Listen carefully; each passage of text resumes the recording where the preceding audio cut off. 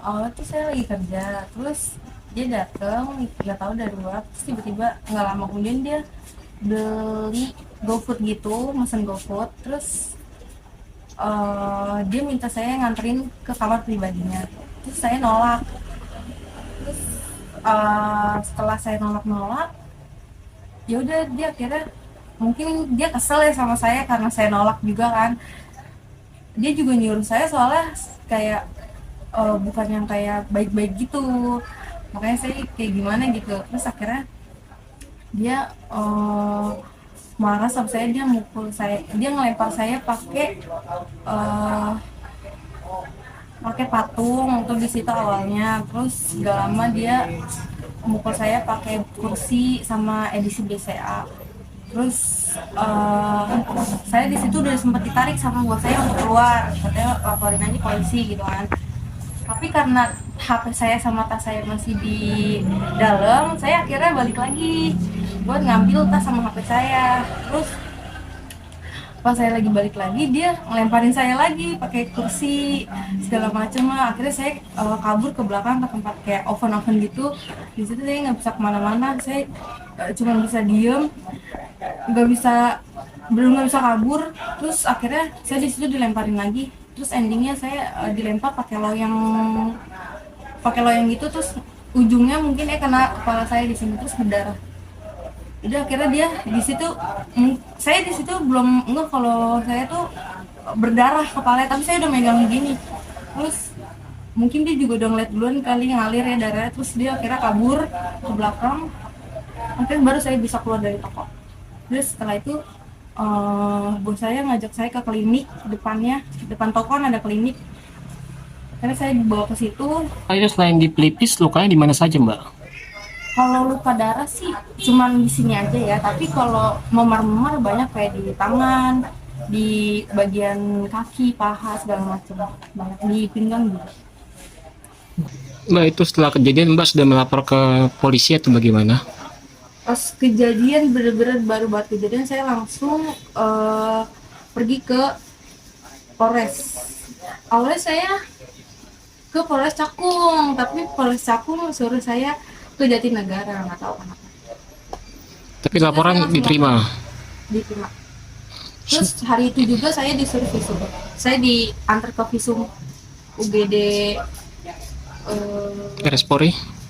Iya, Barang bukti itu waktu laporan ada barang bukti yang Mbak serahkan ke pihak kepolisian, Mbak. ada barang buktinya baju. Hari itu langsung saya kasih bajunya. Baju yang ada Baju yang ada darah. ceceran darah, Mbak. Barang dia apa barang mama lo? Dia ada nantangin gua nggak? Ngomong nantangin gua. Berani coba mau liatin. Kata kamu gua nantangin lu gak ada orang nantangin gua. Gua di sini lo. Pulang lapor polisi.